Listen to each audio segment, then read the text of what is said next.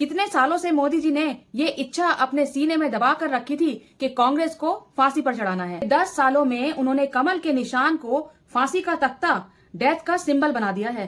कहीं करंट लगाना है तो कमल का बटन दबाएं, फांसी लगानी हो कमल का बटन दबाएं। एक बटन दबाने से किसी की लिंचिंग, हत्या, अशांति सुनिश्चित हो जाएगी। सामने कोई मजलूम मुंह पर काला कपड़ा डाले, गले में फंदा पहने आपका इंतजार कर रहा है। भीख की आवाज को उसकी विधवा और उसके परिवार के रोने की आवाज समझिएगा। अगर ट्रिगर पर उंगली आपकी है तो पाप भी आपको ही लगेगा। बूथ के उस बटन पर उंगली आपकी है तो भी हत्यारे आप ही होंगे।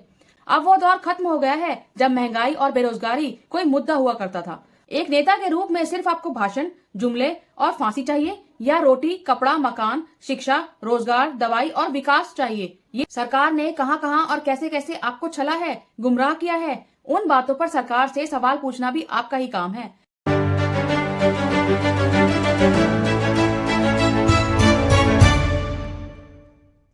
हेलो एंड वेलकम दोस्तों, मैं हूं वंदना और आप देख रहे हैं लीगल चॉइस। दोस्तों, वोटिंग मशीन पर कमल के निशान को ऐसा दबाओ कि लगे कि उनको फांसी दे रहे हो।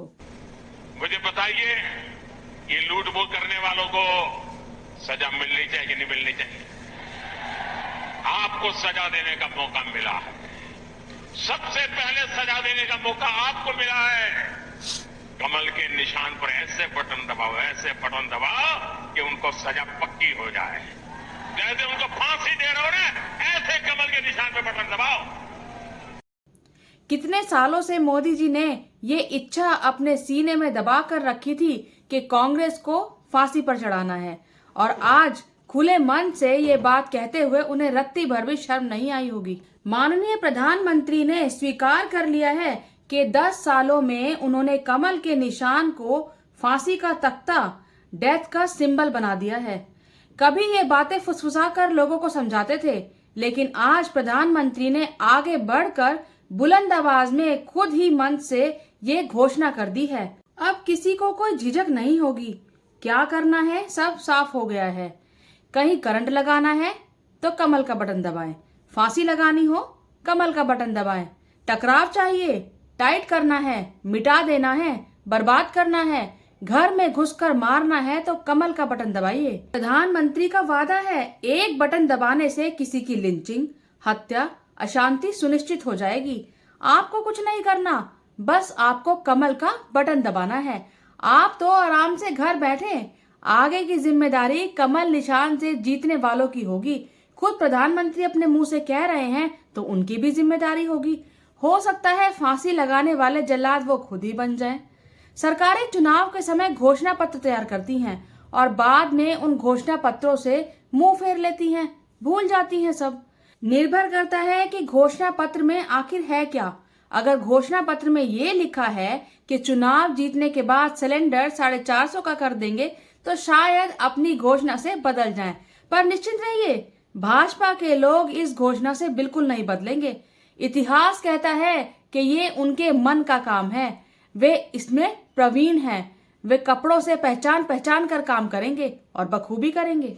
आप जब वोट देने बूथ पर जाएं, पर्ची बनवा कर मशीन की ओर बढ़ें, तो ये सोचकर खुश हो जाएं कि आप फांसी के तख्ते पर चल रहे हैं। सामने कोई मजलूम मुंह पर काला कपड़ा डाले, गले में फंदा पहने आपका इंतजार कर रहा है।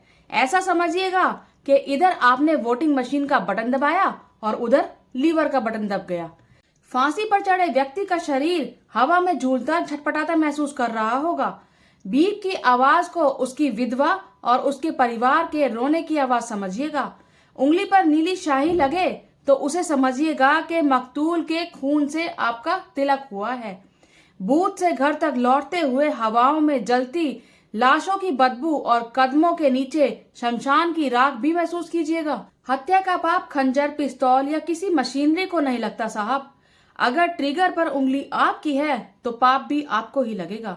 खंजर अगर आपकी मुट्ठी में है तो कोई और नहीं, आप हैं।